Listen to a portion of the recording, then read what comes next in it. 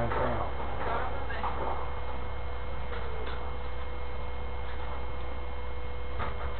Brava, né?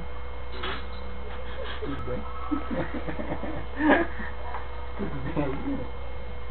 Eu tô entrando. Eu tô entrando.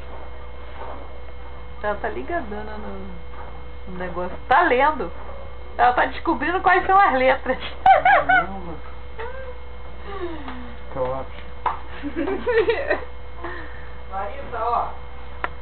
Guarda, vê o que você vai querer comprar, ó. Pode comprar uma roupinha, né? Vai no negócio, mãe. Caraca. E aí, Bárbara, leu? Seu Geraldinho. Chega. Aí, entendeu? Entendeu? Fala pro Dino. Fala pro Dino, o que é? Pode falar pro Dino o que é. Fala pro Dino. Caraca, meu. Fala pro Dino, fala, Dino. Negócio muito doido.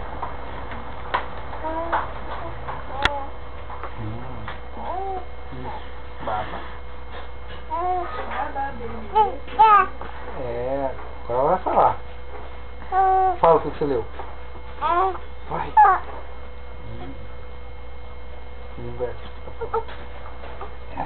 Eu vou chorar. Não, vou melhorar um pouquinho. Ó. Pronto. Agora melhorou. Agora você entende, não entende? A baba.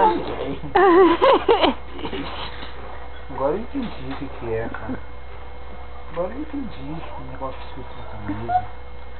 É, cara. A mensagem. Ô, meu menino. Mensagem do além.